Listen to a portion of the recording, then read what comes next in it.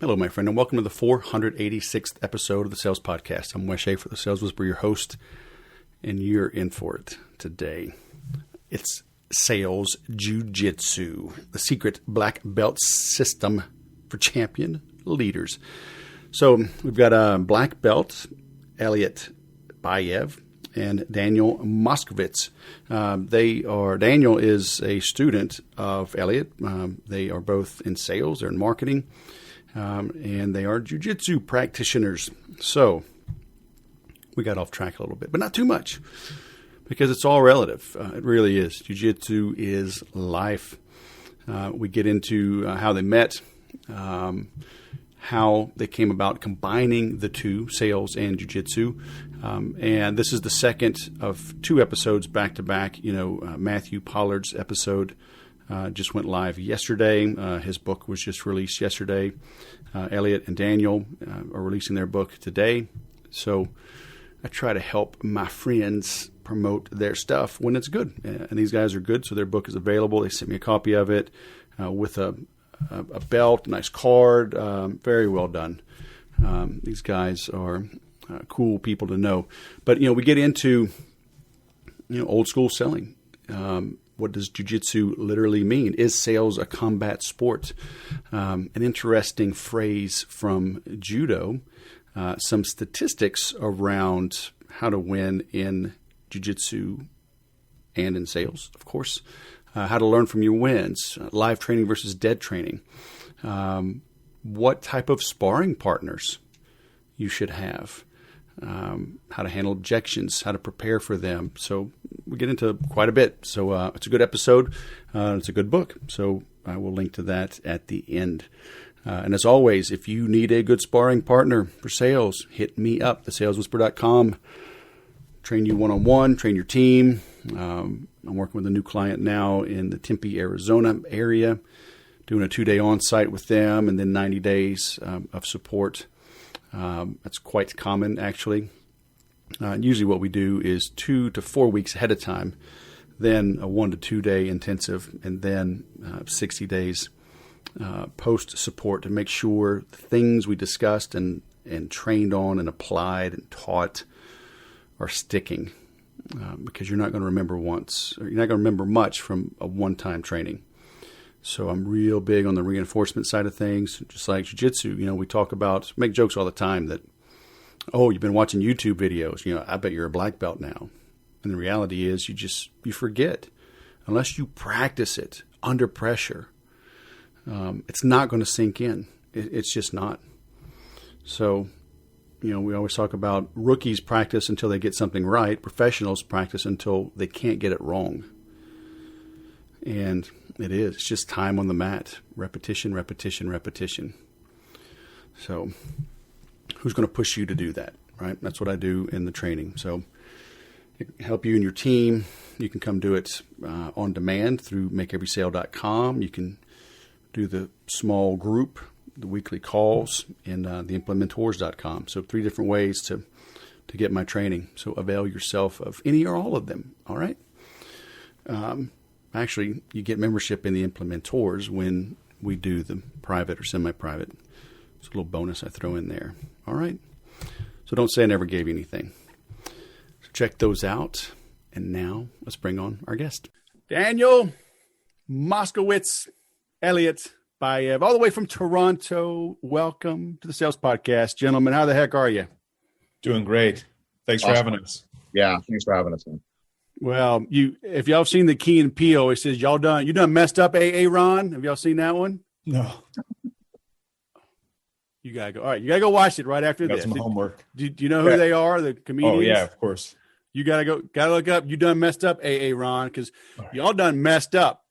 You wrote a book on jiu-jitsu and you came on my show. So order Uber Eats. This is probably gonna go about 12 hours. You're gonna need hydration.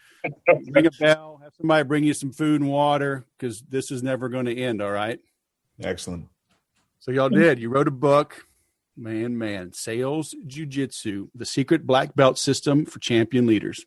Amen. So we were talking already about 10 minutes before we hit record. So thanks for writing this book. I got a slide from my school. I literally took a picture like the first week I was there, and it talks about how it's hard and you got to stick with it, and you're not going to have a bad day or a month. You're going to have a bad year or two or several. Things won't click. It talks about you're very close and just put in more time on the mat. So how'd this book come about? I think, Daniel, you were training with Elliot just coincidental. You start training, y'all start talking, and things evolved. Well, I run a jiu-jitsu program for entrepreneurs called Mastermind BJJ. Oh, nice. So it's kind of like a private once-a-week thing we were doing, and Daniel came out to a few sessions, and as, I'd be teaching some lesson or piece of philosophy connected to a technique, you just see his eyes light up, his ears perk up, and sound as we would get to know each other, as we would do like a little brunch after training. And I'd hear about his sales philosophy, and there was just so much alignment. Yeah, isn't there? Yeah, it's all. I mean, for me, when I heard about it, I didn't know anything about martial arts at the time. I had just lost 102 pounds, and I was told by my doctors, like, you want to get back in touch with your new body, go pick up a martial art. And I'm like, the hitting and the striking didn't really appeal to me. And as I learned a little bit before I came out, it's like, oh man, you can win without ever hurting anybody. And that's the core of my sales philosophy. It's like, leave people better off than you found them, even in the sales process. And so it just jived with me. Right. And, Elliot would teach something. I go, oh, wait a minute, that's how I teach objection handling. Or it just stacked. And one of those students said, you guys should write a book. And we kind of sort of laughed it off. But it happened too often that we just said, okay, we got to get together and make this thing happen. So, right. Pay attention to the signs God gives you, huh? Oh, 100%. It was 100. And as it came together for us, it just became this system. It became a systematic approach to it because, as Elliot, talks about, as we put together the book, it became based on training for competition. And as we mapped that to a sales system, it just became this great synchronicity. And it really addressed some of the biggest complaints that I know of as a sales director and as a sales individual. Some of those is like, as a manager, I always got frustrated when my team wasn't overcoming objections, or they, and then weren't closing, or weren't getting consistent results, that we were dependable. And then as a sales professional myself, it's no matter what I didn't get people engaged in what I knew was a great service or product for them, or I got objections I couldn't handle. And how do I get out of that? And if I had deals that I already made, then falling through on the back end. Like, these were some of the biggest things that, as I looked at the system that we created, it addressed it. Yeah, very cool. So, Elliot, it's interesting. I mean, because you're a full-time jiu-jitsu instructor, right? You own your own school, and mm-hmm. that's your jam, right? But mm-hmm. It's interesting. You also have I don't know if you want to call it a side hustle or complementary. This mastermind is just for business, right? You're just teaching sales and entrepreneurs. And it just so happens that you are in jiu-jitsu. I mean, how did that come about? I've always been interested in entrepreneurship. I mean, I consider myself an entrepreneur, study business kind of on my own since, for over 20 years, and have a number of businesses. And, you do jiu-jitsu, you know how powerful it is for teaching about life, about conflict, about success, strategy. And it just seemed like something that was so perfect for entrepreneurs. And I was connected to a number of entrepreneurs in the city. So just put it out to a few friends and came together and just there was such a happy marriage. It's just such a wonderful thing and then so that got me, I've always been someone who takes more of a philosophical approach to jiu-jitsu. There's so much we can learn about everything from the mats. And those lessons just seem to gel. And so that was its own program. Slowed down over the last, obviously COVID's impacted the martial arts business in general. But we would run like retreats and have, again, this private training group. But through Daniel and I coming together, I put together basically a formula, as he was talking about. We use a jiu-jitsu competition as an analogy for a sales engagement. And I created the jiu-jitsu success formula, which is basically a 4-phase process for prepping for and winning jiu-jitsu competitions. So those 4 phases are pre-fight, fight, winning, and post-fight. And the obvious analogy there is then it's pre-engagement is what pre-fight means. Actually fighting is the engagement itself, how you show up, how you open the client or the prospect rather. Winning is how you close, and then post-fight is what you learn, win or lose. And so, I've been, on top of being a competitor for over 20 years, I've been coaching for more than 15. And so I've gotten to see what works, what doesn't, not only in an actual jiu-jitsu match, but in the preparation, in the strategy of how you approach things. And so taking these lessons, we've applied them to the sales context, and it just came together really beautifully. Is sales a combat, full contact sport? Beautiful question. And this is actually a very common thing that those who don't know jiu-jitsu kind of get a little concerned by, because, what we say in the book is it's only old school sales mindsets that are that bullish, like we're going to go beat the client. It's the opposite. And, yes, jiu-jitsu training can be hard and intense, but literally translated, jiu-jitsu means gentle art. And it is more about collaborating with your training partner, collaborating even with your opponent to achieve an ultimate outcome. So we say, you're not fighting the prospect. You're fighting the forces that get in the way of them saying yes. Because if you are a high caliber salesperson, you're providing something that is going to benefit your clients.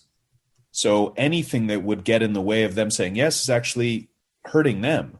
And ultimately, jiu-jitsu, not to get too philosophical, I feel like it's the art of really benefiting, from judo. There's this idea of how two training partners are supposed to work together, even competitors, jita kyoi, you and I shining together. And it's that idea of mutual prosperity that my philosophy around jiu-jitsu, and I would say jiu-jitsu as an art, is really based on. So we take that philosophy, which was just so aligned with Daniel's sales. We use the term black belt sales. As a black belt in sales, that's the philosophy that he really started with. And so it was just such a happy kind of connection there. There's an old saying in the military that no battle plan survives contact with the enemy. Mm. So why should I even plan? Can't I just jump out and wing it? I mean, I'm good with people. I'm funny. This training, planning, is it even necessary? Well, it's the same thing in a jiu-jitsu context. Do I need to train? I know some moves. Can I just jump in? You can, and you will have some success. But this is not for the average person who just wants average results. This is for the already successful people who want a successful person who wants elite results. And if you want to be an elite competitor, you don't leave things to chance. You don't sometimes train. You have not only consistency in your training, you have a system of approaching. So, in pre-fight, we talk about not only knowing the history of the art, some things have historically worked. So for those not familiar with jiu-jitsu, when you're on the bottom using your legs against the person, we call that the guard. And it turns out statistically in a competition, most people who pull guard win. So that's important knowledge of, quote unquote, the industry. But then there are also future trends, new things coming, new moves. If you're not studying those, you're going to be left behind. But then you might, at a tournament, you might see that a particular opponent likes a particular style of game. That's key data. So that's just one example. That's kind of one element of the 4-phase process. But we can see how taking a more serious approach than just, I'm good with people, so I'm just going to go wing it. That's fine if those are the level of results you want. But if you want world-class results, you have to have a world-class system. And I think one thing that's not necessarily obvious until you really dig into the book or even just see the actual map is that it is a system. So what we do after a fight, and Daniel can speak to this more on the sales context, but what we do after a fight, win or lose, is a postmortem. What went well? And whatever we learn. So for example, just a quick example, I had a purple belt MMA fighter was fighting a local black belt. We have a lot of confidence in our guy, but we knew that if the black belt had a chance, it was probably going to be on the ground. So even though our guy's very strong on the ground, the idea was to avoid the ground altogether. He went in, won the fight in 2.5 minutes. It was very one-sided. It would have been very easy because it was such a simple win or a straightforward win to think, there's nothing to learn here. But because we systematically analyze every fight, there was a moment where the black belt actually shot in for a takedown and got to his hips. My guy stopped it. But why did he get there in the first place? So by studying that, we saw something we could improve for the next fight. And the next fight, the guy never even got close. So what you learn in post-fight becomes your information for the next engagement, for your pre-fight phase, the next time you enter, an engagement. It's more recursive. It's very much about feeding on itself. I mean, until I learned this concept of winning, learning from your wins, I had sales reps that would one day they'd be killing it with the same niche, with the same kind of objections, the same product being sold. The next day they forgot what they did right. They would lose what they did right. And the discipline of reviewing their calls when they won increased their confidence levels, their mental game increased. They saw what they did right, and they did more of it, and they closed more. When I took that lesson that he taught us, and I brought it into the sales realm, and it increased conversion rates instantly increased in conversion rates. Well, how do you evolve, right? Because I asked this of a friend of mine, a black belt I train with, because before we hit record, Elliot's asking me like what my game is. And I'm a big guy, so it's smash and pass. It's overpower, dump them over, boom, and grind away. And I felt like I was kind of stagnating. And I asked a buddy of mine, I said, do you just stick with what you know, or how often do you change things up and mix them up? And he was very adamant about do what works, right? If you got to move, do what works. But I mean, we do have to grow. I can't do just one move forever. And now, because we train in the same school, everybody knows each other's game, that move is not as effective against folks that I've trained with for a year. So how do you balance do what works versus when it's time to sprinkle something new in? One of the things go ahead, Danny. No, go ahead. I'm just going to randomly mute y'all, and then I can hear. So one of the things that I brought back to my team was the idea of live training versus dead training. So one of the things that happened was I found that my team did really great with pre-scripted objections. Like they could nail it. It sounded great, sounded good. But the second they got into a live environment, they tried that same move again, and it didn't work. So what I instigated was a mandatory sparring partners, and they rotate every week. And the idea is that they embody somebody they could not overcome. They become that person for their sparring partner, and it becomes live resistance training in the moment where they can feel what it would be like for somebody else to overcome that objection. And it makes them grow. It makes them understand, I didn't think of coming at it that way. Ooh, that's a great question to ask. And then because it's a system, we have tools in the book that we have for everybody that allows you to document those sessions and then populate different databases on the outcomes of that. Objection database. Now everyone can see how others have done that. And other niche specific databases on, this specific niche, this specific type of approach may work well. So the growth happens because you're forcing the conversation to happen between reps with live real training. And they see the need to evolve and then bring in new moves. But Daniel, salespeople hate role playing. That's why this is different. How do you get them to buy in? Because it's different. It's not typical role playing is like, here's your scenario, here's your thing, go be that person. No, this is something they got pissed off about that week. This is somebody they couldn't overcome. It's like having a sparring partner in jiu-jitsu that you couldn't overcome. You're like, I wish what could I have done differently? In this case, they have it real-time feedback every single week. And my guys love it. They love it. They look forward to their scheduled sessions, and they switch partners consistently. So they're not with the same people week after week. They actually really, really enjoy it. And it's a timed event. It's like a match, and they have to stick to that time container. They can't go over. And it's well positioned, and they have to document what happened. They love it. They love it. They love it. They love it because it's not that. Yeah. Are they able to kind of coach each other through? Right. Like, is it just a matter of once you have a baseline of knowledge, they can kind of coach each other to find the way? Yeah, I mean, I think what happens is they'll spend 20 minutes on the clock. They'll schedule an hour for the first 20 minutes. They become their person they want the other person to show. They go through a 20 minutes of that person working the other person with the pitch and everything. And then they stop the clock wherever they're at in the conversation, and they 10 minutes to debrief on it. Okay, what did I see? What did you feel? And they actually unpack it, and then they document it. And then they spend 20 minutes for the other person. They roll reverse, and they love it. They love it. They love it because it's real. It's not fictitious. It's not some made up scenario, and it's something that the other person couldn't overcome. And it's the learnings become easy to disseminate into the organization. Yeah.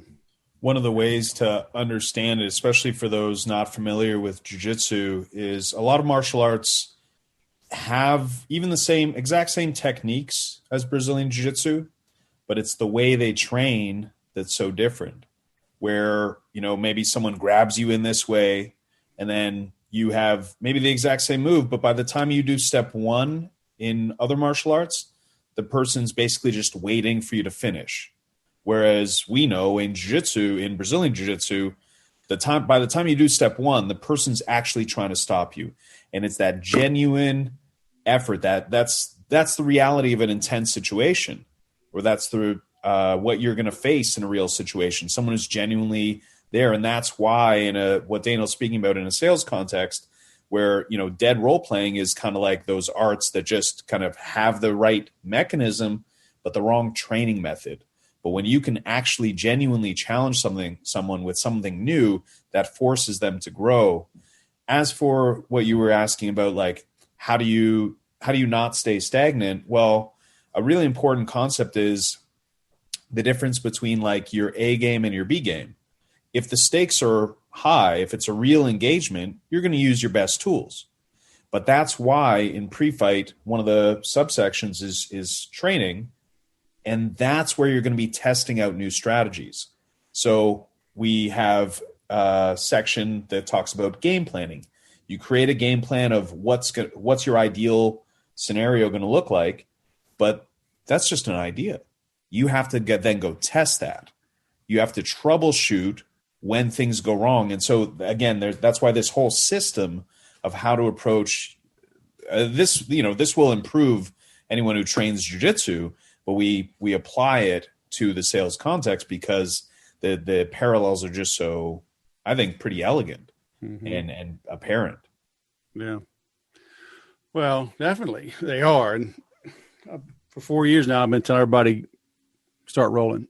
We'll see how many listen. But in my sales training, I've always told my people, we have to adjust how we sell to match how the prospect buys. So like you were saying, those that pull guard statistically win more fights.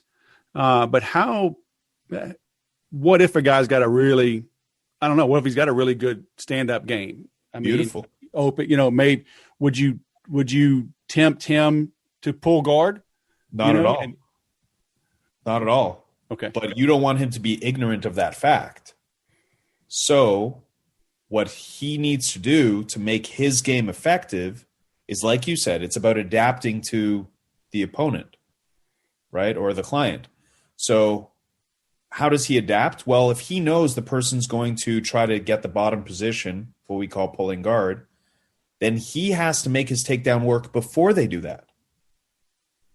Or he has to, and as well, I should say, he has to make sure that if they successfully get to that bottom position, he's not caught off guard and very easy to sweep when that happens.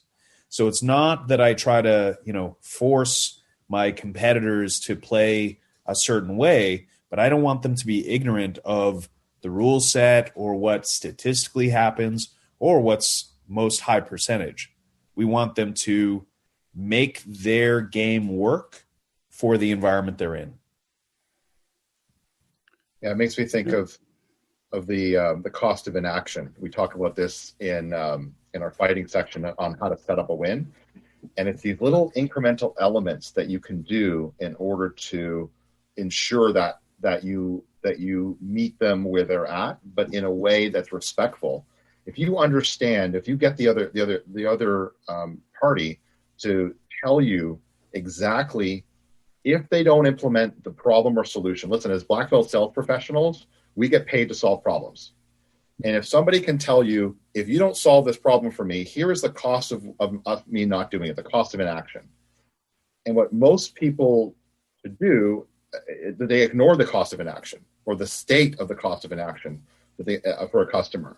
What you should be doing is making the customer state the cost of inaction themselves, and you draw it out for them. Now they know the consequence of not engaging and what will actually happen if you don't engage with it, if you don't actually solve the problem. When they say that, it puts them into a position where you almost can't lose. Yeah.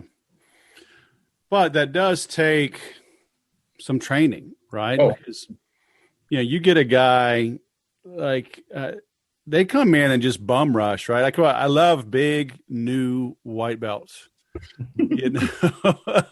I'm finally at a point where I can handle them, right? This guy, it was maybe 3 weeks ago now. He's only been there a couple of months, but we have missed each other. And so I'm there and I get paired up with him. He's a big, strong guy. And this dude was like a primal, guttural.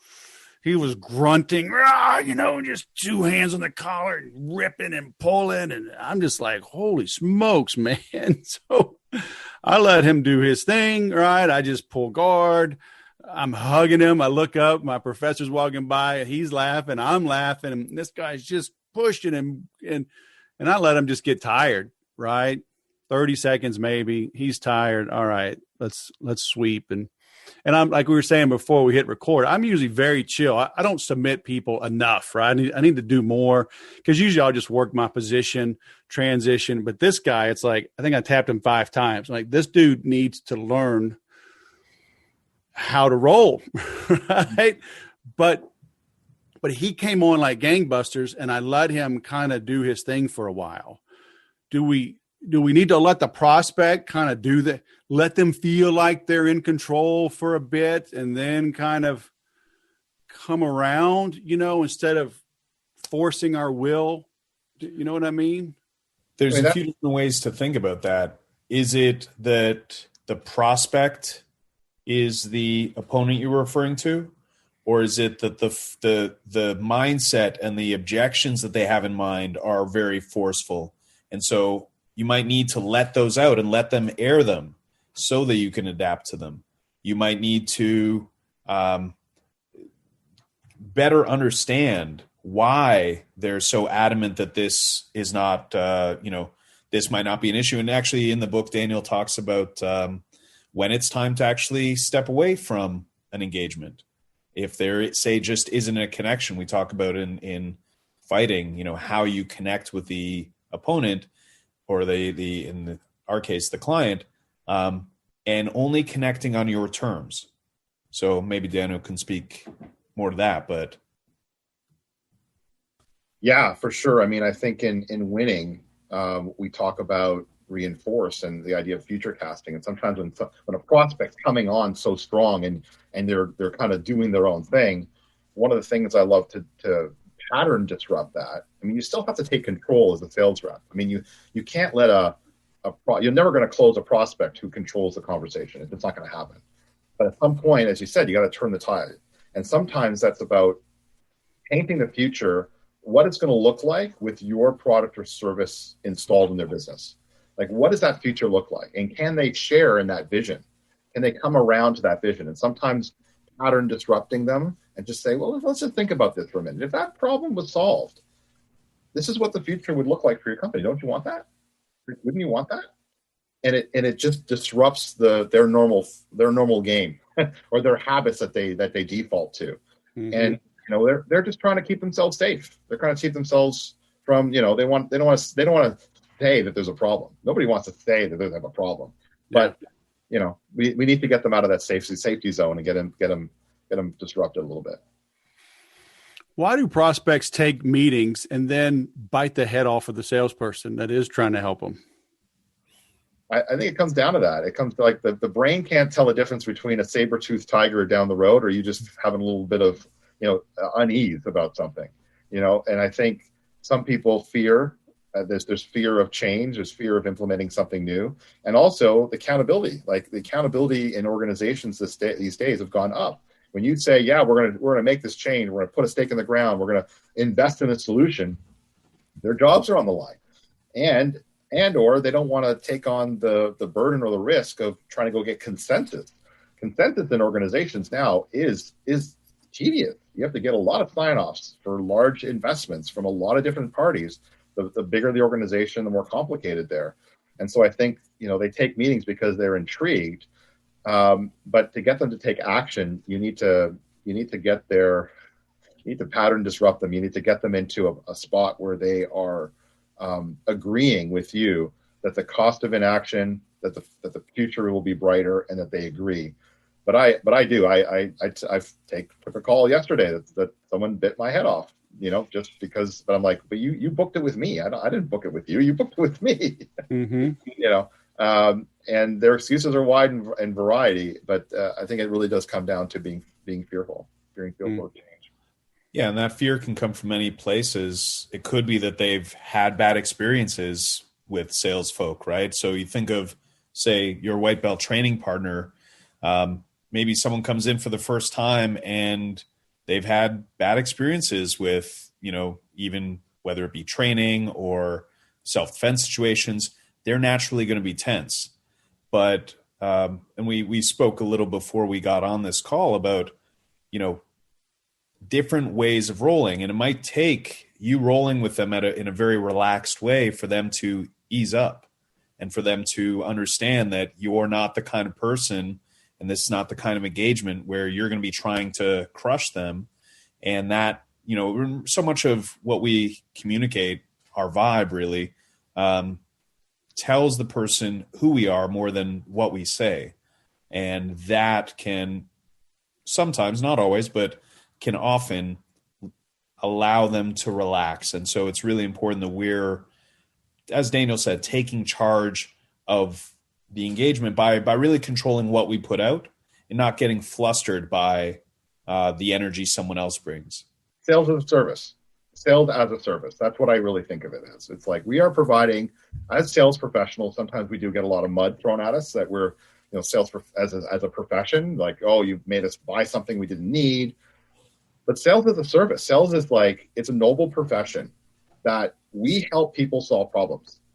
And when we solve those problems, companies can hire more people, keep more people, save more money, give out bigger bonuses, do amazing things in this world. We have a noble profession that I truly believe changes the world for the better. And we need to take on that mantle and really go out there and serve people. When do you know it's time to force the issue versus go a different direction?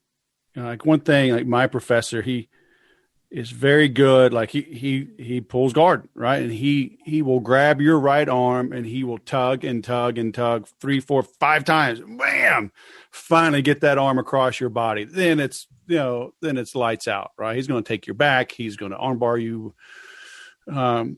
And it's taken me a long time to realize, all right, that's like, put more effort into a move, even a repeated effort. Like I always think, I tried one thing, it didn't work. I got to just totally change my game and go after something else. So you know what I'm saying? Like when do you just keep pounding versus use that gentle art and use their weight against them and momentum and, gently roll them over and kill them? There are 3 responses to conflict, and most people only ever learn 2, fight or flight. But the third is what jiu-jitsu is all based on, planning ahead. So you need to be consistent and persistent with your efforts. You're trying an attack, doesn't work. Doesn't mean you have to move to something else right away. Maybe it means, okay, try it again. But if you just wait till you're in that moment to figure out what to do when that fails, you're already a step behind, because you're going to be then having to decide, do I go back to the same plan or do I give up and go somewhere else? So I'm actually working on a video right now called What Jiu-Jitsu Can Teach Us About Systems Thinking. And, if and this won't necessarily make sense to those listening who don't do jiu-jitsu, but if you know the Kimura guillotine hip bump combination, that's an example of a system. And what I like to do is plan my game plan in advance so that I go in and analyze, and this is what we get into in the training. You're troubleshooting. What happens when I try this move? How can they stop me? Well, either they pull back or they drive forward. Okay, well, what can I do when they pull back? They leave this open. Okay, let me actually go and test my response to that. Let me go and train that. It's working. What happens when they push forward? Okay, what if I did this? Let's try it. We train it. It doesn't work. Okay, so we come up with something else. So for me, it's more about prepping ahead so that you have a system so that you're ready when they pull that arm back, so that your first attempt is not really your first attempt at that move, but your first attempt to get them to an algorithm, a system of responses that you're going to have. And and I'm sure Daniel can speak to the sales side of that, but it's just, again, it's about prepping and actually, Daniel has a great example of when he was pitching to a whole bunch of to a client, and then had to present to the leadership team, not knowing if some of the people that weren't in the first meeting would be there. Daniel, do you want to share that piece? It's just preparation meets opportunity, and having a system in place that always allows you to be prepared with new tools that you can bring out.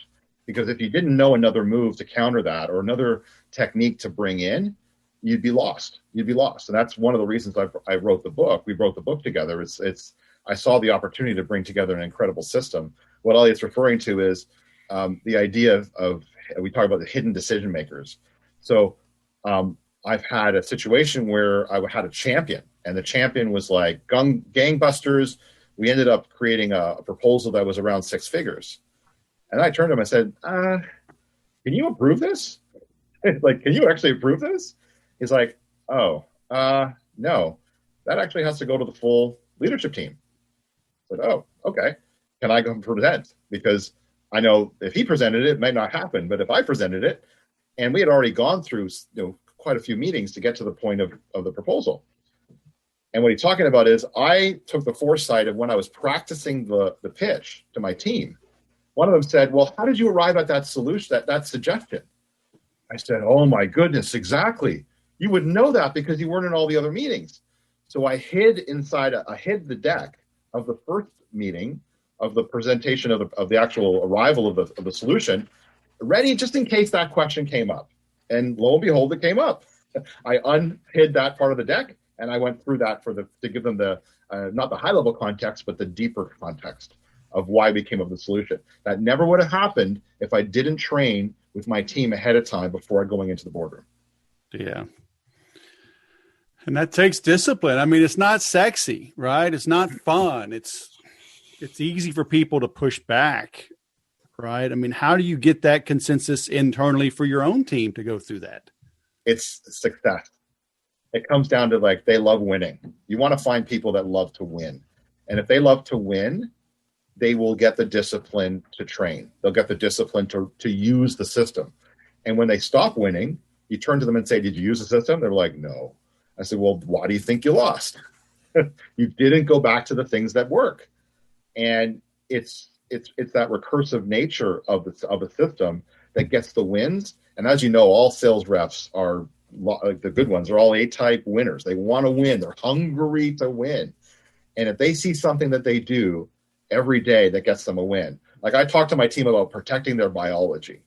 Like, you're not going to win unless you go have a carb heavy lunch and you're trying to do sales calls in the afternoon and your brain's going all fuzzy. No, drink your water, eat healthy snacks, exercise, and be a good steward of your body so your mind can be sharp and be there. Well, when they start winning because of that, they do it more often. And yeah, we always have to train the basics. You know that. You got to train the basics all the time with teams to keep them sharp. And I have a 6-month rotation where I go through all the basics again every 6 months with my team. We go through, weekly training that we do. And on a 6-month rotation, we go back to the basics again, because sometimes they forget the basics and it slips. There's slippage all the time. But my biggest thing is when they win, they love winning and they know what they need to do to win. Yeah. It also comes back to ultimately your why. And so the first section in pre-fight, we break every section or every phase into 3 subsections. First subsection is your inner game. And the first subsection of your inner game is your why. And if your why is actually compelling to you, if your reasons for wanting to win are actually compelling, you'll put in the work. If your why doesn't, it's same on the mats. If someone doesn't really care about winning a competition, they're not going to be putting in those hours of drilling. But if it really means a lot to them and they've identified that and articulated it and put it on their wall and are reminding themselves of it every day, then all of a sudden those boring reps are not actually that boring, because they see the connection between what Daniel's talking about, the ultimate outcome, the success that they want, and the work that's going to lead there. A lot of times salespeople think their why is forced upon them, right? They're an employee. They got a quota. The boss is grinding on them. Do you have advice for those guys? I mean, I've worked for many companies that I ended up leaving, right? Because it was a grind. Some unrealistic quota is thrust upon me and I just have to suck it up. And I worked in telecom for years, and my manager, he said, he was told this years before that, was that they were told that basically 1 out of every 3 years is going to be good. That they're going to make big quotas. Basically, it's like they give you a huge number and you can't make it. And then so they give you a huge number the next year, but not quite as huge because they overdid it the first year. And then finally on the third year, they wake up and we're grinding our people down. They give you an achievable quota. You hit it, you kill it, you hit all your accelerators, you make great money. Then they're back to slapping a huge quota on top of you. And I was like, oh yeah, I'm out of here. I'm not going to live in a world where I can win 33% of the time. Yeah. But that is reality for a lot of people, a lot of companies. I mean, you have advice for people grinding through that? Yeah, I mean, I have advice for managers. I mean, this is one of the reasons we both wrote the book. It's for sales leaders, to be better people and better champions. There's actually nothing better than having a realistic quota. It actually will have your team psychologically be in a much safer place, and they will make more sales happen because of it. You can increase them over exponentially, but it's nothing like a sales rep telling you, I'm gonna nail 5 this week, and they actually nail 5. Like, that's an incredible. If you're in that predictable scenario, there's nothing better than a psychological zone of like, I'm winning every week and hitting a quota that they can actually meet. I don't agree with hitting quotas that are just unrealistic. It does not serve the psychological component of your and sales is a mental game. It's like 90% mental. And if you can't be in a psychological zone of knowing that you're winning all the time, you're not going to be in that. The second part is how do you get them connected to a why that's not just about their quotas? Well, for me, I look for people that are interested in winning for their families, interested in winning for, they want to retire their mother, or they have something that's bigger than just them, that is a goal that they want to achieve. They want to do a trip to someplace, like whatever that is. It doesn't matter to me, but it's got to be something more than just, I want to hit quota, or I want to make this much money. Well, why? Why the money? What's the why behind that? And I get them to write that down and then share it with me. I want to dream with them a little bit about that. As a sales manager, I know that motivates them. I know what they're all about. I know why they show up to work every day and want to work really hard. And I got a guy on my team who's got twins. He just wants to make a better life for them.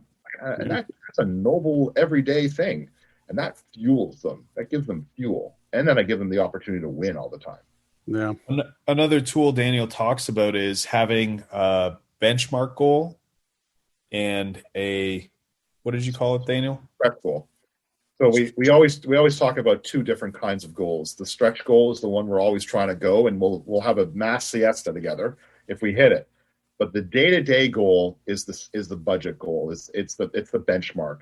It's the goal that we have to hit to keep the lights on. That we have to hit in order to do it. And that's the one that we grind to, and we all agree on that we're going to make it happen. And the stretch one, we're still going after that. Like, we still want to make that stretch, but it's the gravy. It's the stuff where now the extra bonuses start to kick in.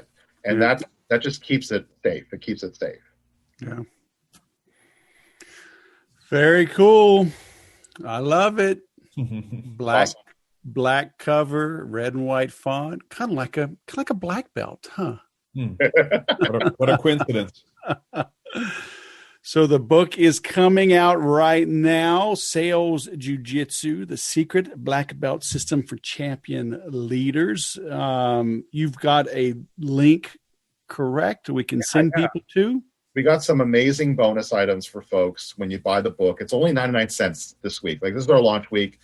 It's 99 cents for the ebook. It's a no-brainer, available on Amazon. But listen, if you go to pick up a copy, you go to salesjujitsubook.com, and we've put a special link /sales for you, for Sales Whisperer.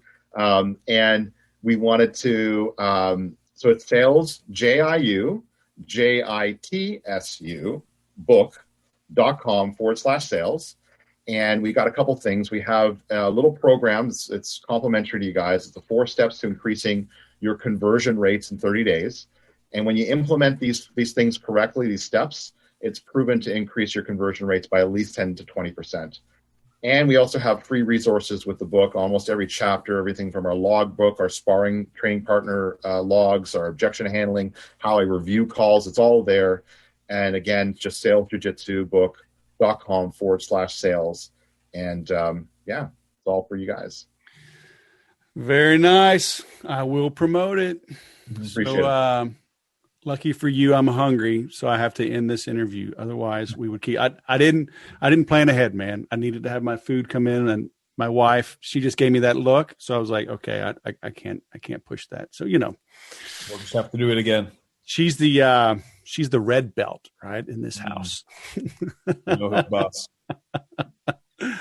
All right, gentlemen. Well, thanks for carving out some time. The book is excellent. I recommend everybody get it and get into a good school as well. So thanks for coming on the show. Have a great day. Thanks, man. Bye for now. Test your new strategies in training. How many of you are doing that? When was the last time you did that in sales or in marketing? All right. This is not your typical role playing. It's a timed event. The cost of inaction. Oh, we get paid to solve problems. So good.